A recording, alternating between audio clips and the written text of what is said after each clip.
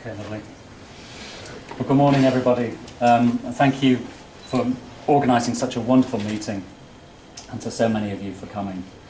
I think actually that each speaker is going to be introduced as the day goes on, so I'm actually not going to do that entirely, but I thought it'd be interesting to just try to get over to people that the pace of change and improvement and development of new therapies is really running in this disease. And I thought it might be interesting to kind of think through that in terms of just what's happened in my professional career in the management of this disease, to kind of put it in some perspective, but you'll see that it accelerates towards the end. So I've actually really put this slide in just to prove actually that I did once upon a time have hair. But basically I was at clinical medical school in 1981 to 1984, and so in the first year there, very long chain fatty acids were first described as a marker for this disease. And then in 1982, the first attempt in America was made at a bone marrow transplant. And very sadly, that was unsuccessful because the patient got an adenovirus infection, a severe viral infection with a very common virus that lives in our bodies, and soon after the transplant, and died. And so it was actually another 9 years before somebody who's in the audience and whose tracks I feel I've been in some sense following in ever since, Patrick Auborg, actually presented the first successful bone marrow transplant and proved that it had a dramatic effect on stabilisation and improvement of some aspects of the disease. And we're extremely grateful that he's taken his time to actually come over and talk to us today and fill us up on some of his more recent research. A while later, Hugo Moser and his colleagues in the United States published a review of how bone marrow transplants did transform the disease. So these are boys with a 95% survival who'd had transplants, as against boys previously just living through the natural history of the disease.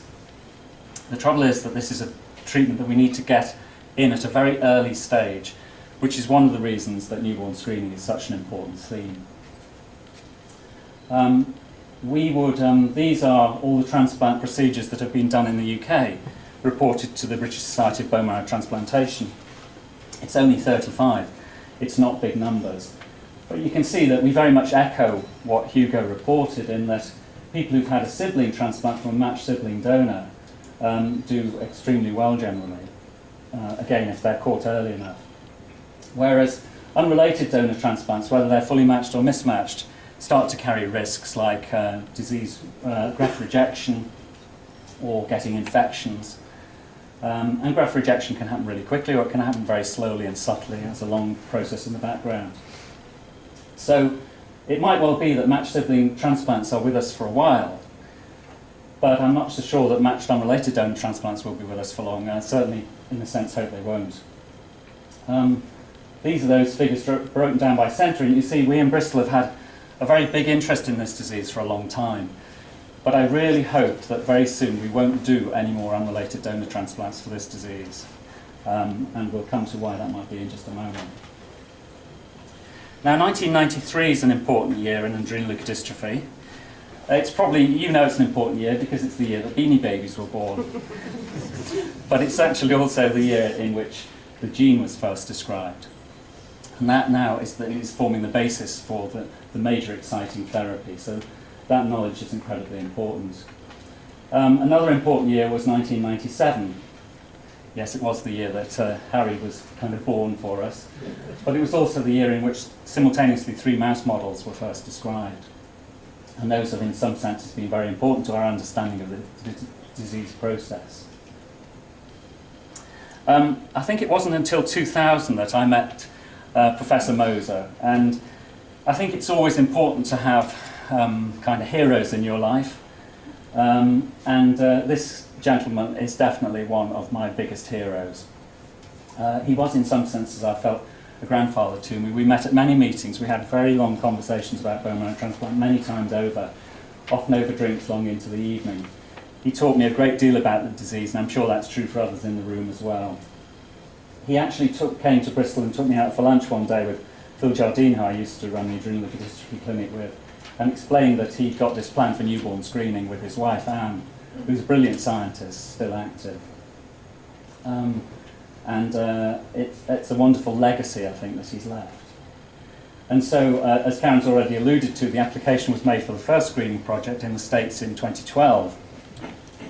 And even now, Anne and her colleagues, amongst other groups, are steadily improving the technology so it's faster throughput, cheaper, and so on. And that's, I hope that will come to the UK, and it's a really exciting development. And of course, it may allow us to actually identify people early enough to actually have important treatments that can transform their prognosis with the disease. This guy got a job in 2009, but it's another very important year because Patrick and his colleagues, Natalie Cartier and so on, first reported successful gene therapy. And that's going to be a theme that Florian will talk about later, and which is the exciting thing that I think hopefully is replacing and will continue to replace bone marrow transplantation. And hopefully Florian's going to update us, I think, on some of the latest data from the United States, some of which was reported at a big neurology conference very recently. So that's an incredibly exciting area. But there's loads of questions. I'm sure all of you have come to this meeting with questions, and I've got stacks of them. So here's just a few, just a smattering. Why do some people with this disease have thin hair? They often have it from childhood. You'll get boys with a family who have thin hair and others who don't. Why is that?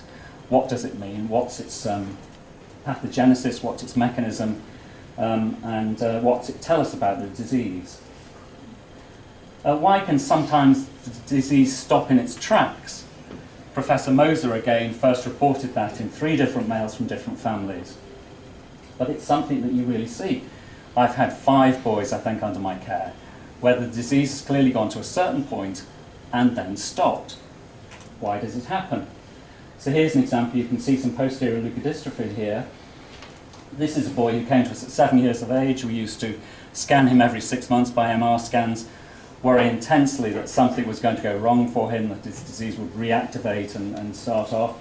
He's now in his early 20s and he's a successful mechanic, and his scan hasn't changed one jot since he first presented to us. So why does that happen? What crucially is that telling us about this disease process? And is there a way we could force that to happen to people as well? Anyway, so those are just some of my representative questions. I think basically at this meeting you've got a kind of all-you-can-eat buffet of ALD experts from all around the world. And I think people have come from the United States, Germany, France, Italy, the Netherlands. I've probably missed some out there, and all over the UK as well. And that's incredibly kind of you, particularly at this time of year on the bank holiday weekend, to give up your time. I think the interactions at these sort of specialist meetings are unrivaled, and they're incredibly exciting for us professionals to be a part of. So thank you to everybody who's come, be that patient, family, relative, and all the professionals, and for the faultless organisation. So thank you, everybody. And finally, I'd just like to applaud Karen on the wonderful work that she's done with Addison's. We wrote this paper back in the early 2000s, distressed that somebody had come to our hospital at 5 years of age with Addison's, not been diagnosed until their middle 20s, by which time he'd had a major bladder procedure, which didn't help his urinary problems. And we felt really bad about that, and we found that there was a stack of children that applied to, who'd gone through our hands as well, and others around the UK. It's magical that she's actually got that incorporated into these new national guidelines. And so Karen's put in an amazing amount of work for that. So perhaps we should give her a round of applause.